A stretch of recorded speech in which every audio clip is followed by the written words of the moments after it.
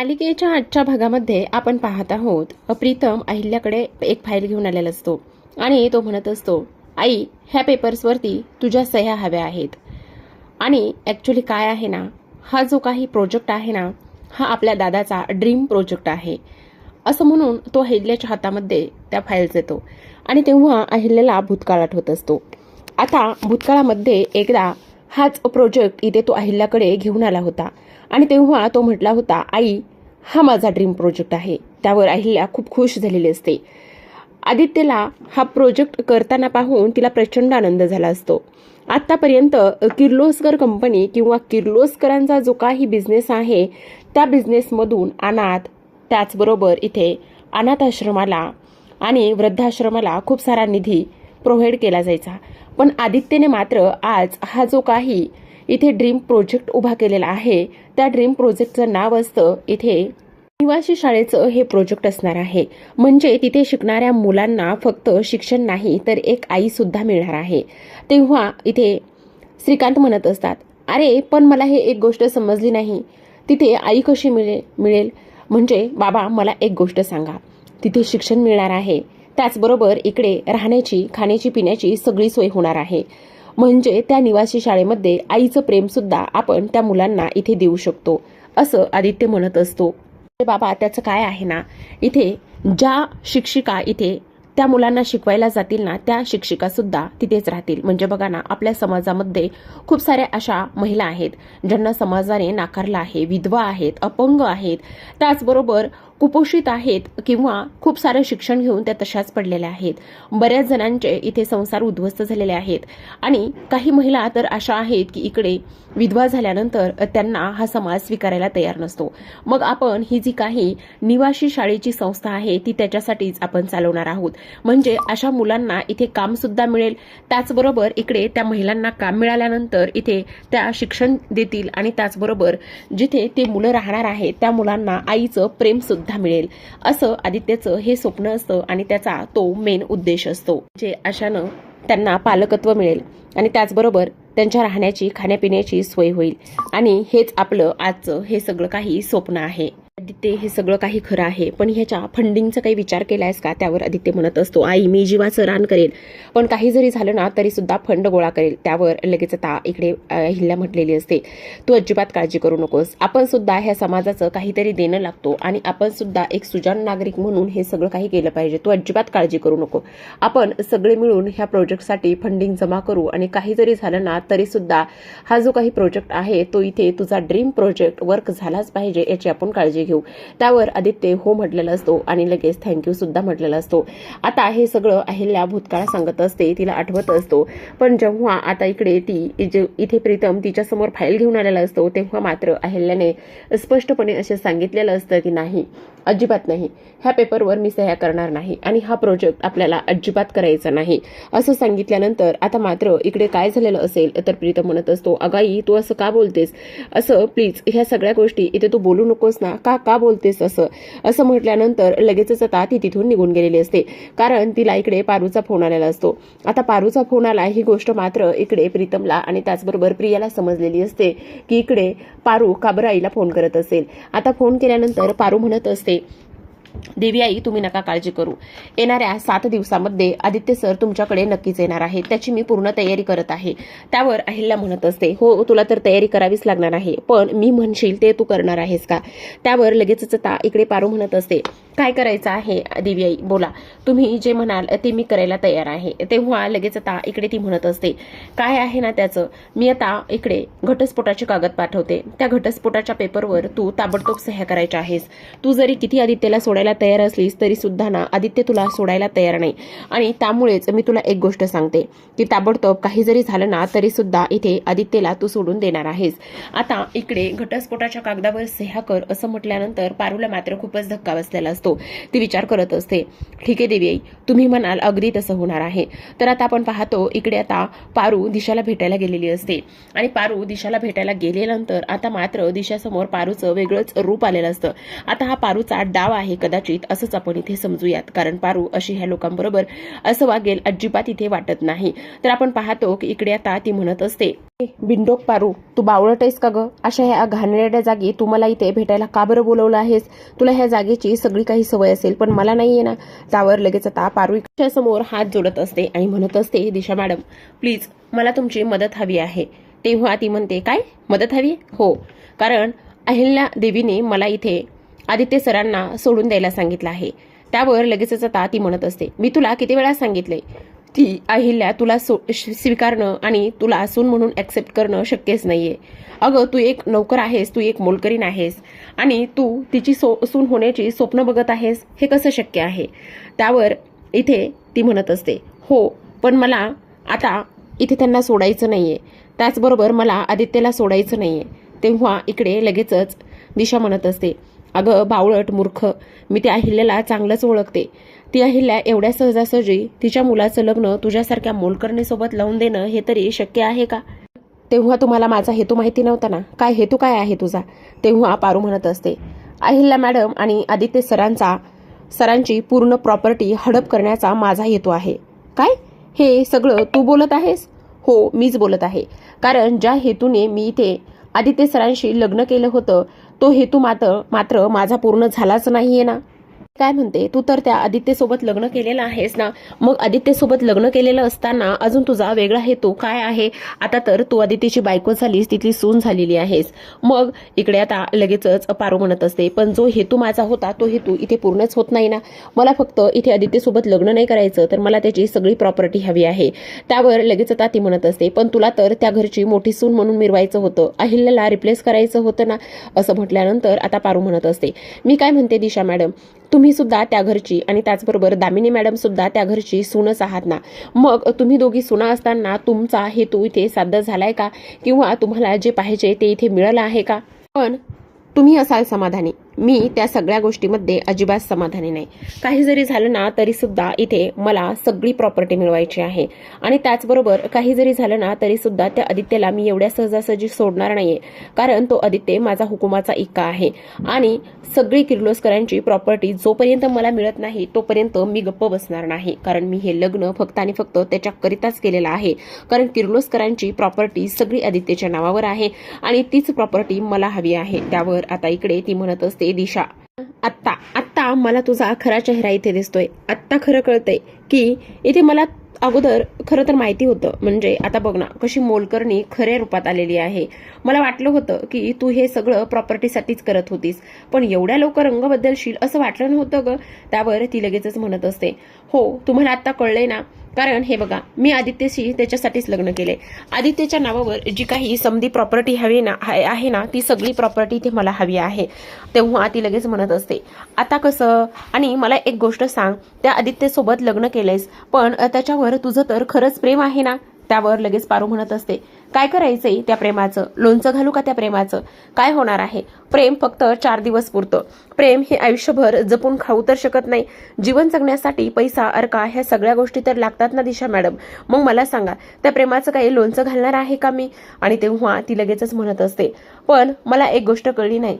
बघा ना माझ्या बानं इथे सगळं काही आयुष्य त्यांची सेवा करण्यामध्ये घालवलं. सगळे काही सेवा करून सुद्धा इथे शेवटी त्याला काय मिळाले? काहीच मिळालं नाही. त्यामुळे मला माझं आयुष्य त्या भिकाऱ्यासारखं आणि त्याचबरोबर इथे गरिबीसारखं अजिबात घालायचं नाही. जी काही प्रॉपर्टी आहे ती सगळी प्रॉपर्टी इथे मला माझ्या नावावर करून घ्यायची. दिशा मॅडम प्लीज ह्या सगळ्या गोष्टीमध्ये तुम्ही माझी मदत कराल का? प्लीज नाही म्हणू नका दिशा मॅडम, प्लीज नाही म्हणू नका. असं म्हणून आता पारू दिशाकडे गयावया करत असते. त्यावर लगेचच आता दिशा म्हणत असते, हेच मला पाहिजे होतं आणि हेच तुझं खरं रूप आहे बघ. हा पारू म्हणत असते, काही करा पण मला मदत करा, नाही म्हणू नका. त्यावर लगेचच आता दिशा म्हणत असते, एवढे दिवस झालं सगळ्या गोष्टी जीव तोडून समजावून सांगत होते, पण माझं तुला अजिबात ऐकावंसं नाही वाटलं. तेव्हा इकडे ती म्हणत असते, काही करा पण त्यावर लगेच आता दिशा म्हणत असते, ठीक आहे मी तुझी मदत करायला तयार आहे, पण त्या सगळ्या गोष्टीसाठी इथे तुला माझ्या टीममध्ये यावं लागेल आणि मी म्हणेल त्या सगळ्या गोष्टी तुला इथे ऐकाव्या लागतील. त्यावर पारू म्हणत असते, ठीक आहे तुम्ही म्हणाल ते सगळं काही मी ऐकायला तयार आहे.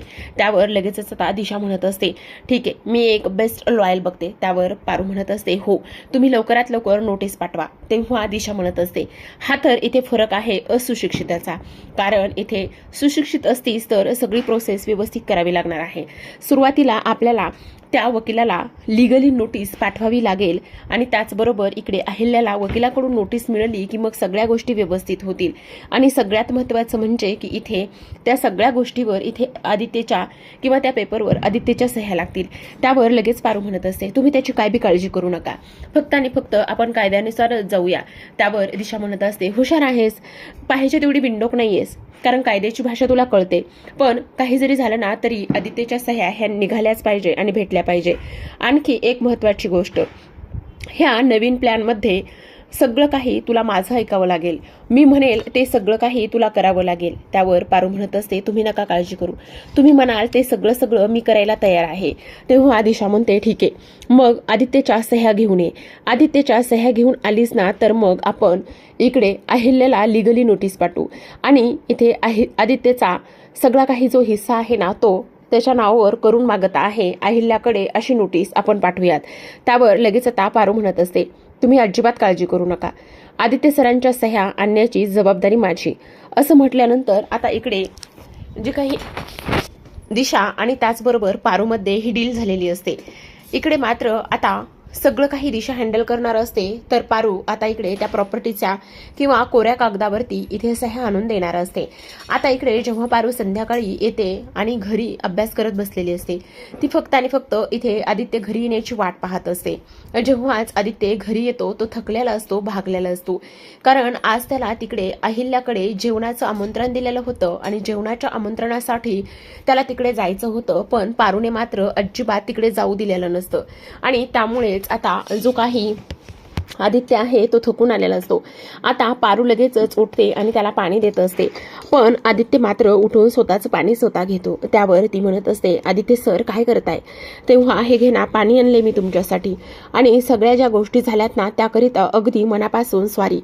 तेव्हा लगेच आदित्य म्हणत असतो, नाही ग स्वारी वगैरे म्हणून काय होणार आहे, पण इकडे तुम्ही तिकडे न जावं अशी माझी अजिबात इच्छा नव्हते, तुम्ही तिकडे जायला पाहिजे होतं. कसं जाणार आहे मी तिकडं?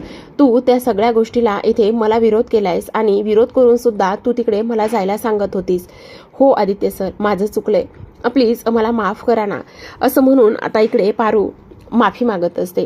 पण इकडे आता आदित्य म्हणत असतो, आज पहिल्यांदा आईच्या विरोधामध्ये मी गेलेलो आहे आणि त्याचबरोबर इकडे ह्या सगळ्या गोष्टी आता मला खूप जास्त त्रास होऊ लागलेल्या आहेत, असं इकडे आता तो बोलत असतो. तेव्हाच आता इकडे पारू म्हणत असते, ह्या समध्या गोष्टी माझ्यामुळे होत आहेत. खरं तर इथे मला तुम्ही म्हणताय म्हणून मी शिक्षण सुरू केलेलं आहे, तुम्ही म्हणताय म्हणून मी ह्या सगळ्या गोष्टी इथे करत आहे. तेव्हा आपण पाहतो की आता लगेचच इकडे पारू म्हणत असते, पण मी काय म्हणते आदित्य सर, हे बघा ना, आता तुम्ही माझे पालक आहात आणि तुम्ही माझे पालक असल्या कारणाने इथे मला आता 11वी-12वीचं शिक्षण पूर्ण करायचे, तुमच्या इच्छेखातर मी शिक्षणासाठी सुरुवात केलेली आहे आणि हे जे काही तुम्हीच माझे मिस्टर आहात आणि पालक आहात आणि म्हणूनच इथे हे सगळं काही असल्याचं कारण म्हणजे आता ह्या फॉर्मवरती तुम्ही सह्या करायच्या आहेत. तेव्हा इकडे तो म्हणत असतो, कसला फॉर्म आहे हा आणि मी का सह्या करायच्यात? त्यावर लगेचच आता इकडे ती म्हणत असते, त्याचं काय आहे ना, पुढील शिक्षणासाठी तुम्ही आग्रह करताय, पण ह्या फॉर्मवर सह्या लागणार आहेत आणि हा परीक्षेचा फॉर्म आहे. तसं बघायला गेलं तर मला अभ्यासाचा खूप कंटाळा येतोय. मी जर हे सगळं शिक्षण पुढे चालून केलं असतं, कंटिन्यू केलं असतं तर आज ही मात्र वेळच आली नसती. तेव्हा आदित्य म्हणत असतो, तू नको काळजी करूस, मी त्या पेपरवरती सह्या करतो. असं म्हटल्यानंतर आपण पाहतो की आता लगेचच इकडे जो काही आदित्य आहे तो आदित्य मात्र लगेच त्या पेपरवरती कसलाच विचार न करता सह्या करतो. सह्या केल्यानंतर तो पेपर पुन्हा तो चेक करायला लागतो, पण तोवर मात्र इकडे जी काही पारू आहे त्या पारूने तो पेपर काढून घेतलेला असतो आणि ती म्हणत असते, आता मी अभ्यास करायला मोकळी. असं म्हणून लगेच आता तो पेपर ती पाहते. आता तो पेपर पाहिल्यानंतर डोळे भरून आलेले असतात. ती म्हणत असते, माफ करा आदित्य सर, ह्या सगळ्या गोष्टी मला तुम्हाला फक्त दिव्याकडे पाठवायचं आहे म्हणूनच मी हे सगळं काही करत आहे. ह्या सगळ्या गोष्टी मला कराव्या लागणार आहेत, असं इकडे आता ती बोलत असते. तेव्हाच आपण इकडे दुसऱ्या बाजूला पाहतो की इकडे जो काही प्रीतम आहे तो अहिल्याला विचारत असतो, आई प्लीज तू अशी का वागतेस, प्लीज ह्या सगळ्या गोष्टी कर ना, कारण तुला माहिती का हे सगळं का आणि कशामुळे करतोय आपण, आपल्या दादाचं हे ड्रीम प्रोजेक्ट आहे आणि त्याकरिताच आपण ह्या सगळ्या गोष्टी करतोय, प्लीज नाही म्हणू नकोस ना, असं सुद्धा आता इकडे ती लोक बोलत असतात. आता तेव्हा प्रेक्षकांनो आपण पाहतो हे सगळं काही इथे झाल्यानंतर इकडे मात्र लगेचच दुसऱ्या बाजूला आता सगळ्यात महत्त्वाची एक गोष्ट झालेली असते आणि ती म्हणजे की इकडे जे काही श्रीकांत आहे ते म्हणत असतात, अहिल्या हे बघ एवढ्या टोकाचा निर्णय तू घेऊ नकोस, कारण काही जरी झालं ना तरी सुद्धा आपल्याला इथे हे सगळं काही करावं लागणार आहे. तेवढ्यातच दामिनी तिथे आलेली असते आणि दामिनी तिथे आल्यानंतर ती म्हणत असते, काय मग वहिनी काय चाललेलं काय आहे, तुम्ही इकडे जो काही आदित्य आहे त्याची वाट बघताय का आणि कशासाठी तुम्ही त्याची वाट बघताय, असे सुद्धा इकडे आता ती बोलत असते. तेव्हाच आपण पाहतो की दिशा म्हणत असते, मी म्हटलं होतं ना तुम्हाला ती जी काही मोलकरीण आहे ना ती मोलकरीण इथे तिचे नखरे दाखवणारच आणि ती तिची लायकी दाखवणारच. शेवटी काय केलेलं आहे तिने ना इकडे आता तिला आदित्यची प्रॉपर्टी हवी आहे आणि त्याकरिताच इकडे वकील साहेब पाठवलेले आहेत. तेव्हा प्रीतम म्हणत असतो, ए दिशा वाटेल ते सगळं काही बोलू नकोस, तुझी हिंमत कशी झाली ह्या सगळ्या काही गोष्टी बोलण्याची आणि तू समजतेस काय ग स्वतःला, असे सुद्धा आता इकडे तो बोलत असतो. तेव्हाच आता इकडे जी काही दिशा आहे ती म्हणत असते, मी काय चुकीचं बोलत आहे, अगदीच बरोबर बोलत आहे, कारण इकडे ती पारू फक्त आणि फक्त इकडे प्रॉपर्टीसाठी सगळ्या गोष्टी करते आणि हे ती लवकरच सिद्ध करून दाखवेल. तेव्हाच आता इकडे प्रीतम तिच्यावर ओरडतो आणि म्हणत असतो, तुझी हिंमत कशी होते ह्या सगळ्या काही गोष्टी बोलण्याची. तेव्हाच प्रेक्षकांना आपण पाहतो की इथे आता ॲडव्होकेट साहेब आलेले असतात आणि श्रीकांत त्याचबरोबर अहिल्या म्हणत असतात, ॲडव्होकेट साहेब तुम्ही इथे आता कसे. तेव्हाच इकडे तो म्हणत असता की मी तुमच्याकरिता इथे एक नोटीस घेऊन आलेलो आहे आणि त्याचबरोबर ही नोटीस मला आदित्यकडून आलेली आहे, अहिल्या किर्लोस्कर यांना, कारण आदित्यने एक मोठा मुलगा म्हणून अहिल्याच्या नावावर असलेल्या प्रॉपर्टीचा हिस्सा मागितलेला आहे. काय वकील साहेब तुम्ही हे काय बोलताय, हो मी अगदीच बरोबर बोलत आहे आणि लिगली कोर्टाकडून तुम्हाला ही नोटीस आलेली आहे, असं आता इकडे वकील साहेब सांगत असतात. आता ह्या सगळ्या गोष्टी सांगितल्यानंतर आपण पाहतो सगळ्यांना खूपच मोठा धक्का बसतो आणि तेव्हा प्रीतम म्हणत असतो, नाही माझा दादा असं करणं शक्यच नाही. तेव्हा वकील साहेब म्हणत असतात, मी तुमच्याशी खोटं बोलत नाहीये, कारण हे जे काही पेपर आहेत ते पेपर मी तुम्हाला दाखवते, प्लीज एकदा तुम्ही हे सगळे पेपर तपासून घ्या, पाहून घ्या. त्यावर लगेचच आता जे काही प्रीतम आहे त्या प्रीतमच्या हातामध्ये ते पेपर असतात आणि प्रीतमच्या हातामध्ये ते पेपर असताना आपण पाहतो की इकडे आता लगेचच तो म्हणत असतो, ह्या सगळ्या गोष्टी ज्या आहेत ना त्या अजिबात खऱ्या नाहीयेत आणि तुम्हाला एक गोष्ट सांगू का, ही दिशा काही म्हणते आणि ही दिशा काही म्हणत असताना तुम्ही ह्या सगळ्या गोष्टीवरती का आणि कशामुळे विश्वास ठेवताय, ह्या सगळ्या गोष्टीवरती अजिबात विश्वास ठेवू नका, असं सुद्धा आता इकडे तो बोलत असतो. तेव्हाच प्रेक्षकांनो आपण पाहतो दिशा म्हणत असते, मी काही खोटं बोलत नाहीये, आता हे वकिलांनीच इथे तुमच्या समोर दाखवलेलं आहे ना, त्या पारूला सगळी प्रॉपर्टी हवी आणि ती मोलकरीण आहे, बघितलं ना तिने तिचा खरा रंग खरा चेहरा इथे दाखवलेला आहे. तेव्हाच अहिल्याला मात्र खूपच मोठा धक्का बसतो. अहिल्या विचार करत असते हे सगळं काय चाललेलं आहे आणि त्याचबरोबर ह्या सगळ्या गोष्टी काय आहेत असं सुद्धा इकडे आता ती विचार करत असते. तेव्हाच प्रेक्षकांनो आपण पाहतो की आता इकडे मात्र दुसऱ्या बाजूला अहिल्या म्हणत असते, नाही काही जरी झालं ना तरी सुद्धा हे होणं शक्यच नाहीये. त्याचबरोबर प्रेक्षकांनो आपण पाहतो की इकडे आता जो काही प्रीतम आहे त्याला तर खूपच मोठा धक्का बसलेला असतो, पण हे सगळं कोणी केलं, कसं केलं, काय केलं ह्या सगळ्या गोष्टी पाहणं खूपच जास्त इंटरेस्टिंग आणि रंजक असणार आहे. तर आता प्रेक्षकांनो इकडे श्रीकांत अहिल्याला समजवत असतो, तो म्हणत असतो, नाही हे सगळं खरंच खोटं आहे, हे सगळ्या गोष्टी अजिबात खऱ्या नाहीये. त्यावर आता इकडे जो काही आपला जी काही दिशा आहे ती म्हणत असते, काय खोटं आहे, काही एक खोटं नाहीये, सगळं अगदीच खरं आहे, असं सुद्धा आता इकडे ती बोलत असते. तर आता प्रेक्षकांनो इकडे प्रिया जी आहे ना ती आतमध्ये गेलेली असते आणि प्रिया आतमध्ये गेल्यानंतर ती पारूला कॉल करत असते आणि पारूला कॉल केल्यानंतर ती इकडे तिला विचारते की इकडे पारू म्हणत असते, आत्ता ह्या वेळेला प्रिया मॅडमचा फोन का आणि कशामुळे आलेला आहे, असं म्हणता क्षणी आता इकडे प्रिया म्हणत असते, पारू मला एक गोष्ट खरं खरं सांग, इथे हे सगळं काही कोर्ट म्हणजे वकिलांकडून जी काही नोटीस आलेली आहे ती खोटी आहे ना, जे काही पेपर इथे आलेले आहेत ते सगळे खोटे आहेत ना. त्यावर लगेचच आता आपण पाहतो की इकडे पारू म्हणत असते, प्रिया मॅडम प्लीज तुम्ही शांत व्हा, प्लीज त्रागा करू नका, प्लीज प्लीज शांत व्हा, असं सुद्धा आता इकडे ती बोलत असते. आणि त्यावर प्रिया म्हणत असते, बोल ना, हे सगळं खरं आहे. त्यावर लगेचच ती म्हणत असते, हे बघा, जे पेपर पाठवले त्यावरती आदित्य सरांच्या सह्या आहेत आणि आदित्य सरांच्या सह्या असल्या कारणाने ते तर पेपर खोटे नसणार आहेत ना. मग एक गोष्ट मात्र नक्की आहे की ते पेपर खरे आहेत आणि त्याचबरोबर आदित्य सरांनी इकडे त्यांना प्रॉपर्टी मागितलेली आहे, असं सुद्धा इथे पारू बोलत असते. तेव्हा मात्र प्रियाला खूपच मोठा धक्का बसतो की इकडे आता पारू असं काहीतरी बोलत आहे. तर प्रेक्षकांनो, पाहत रहा पारू.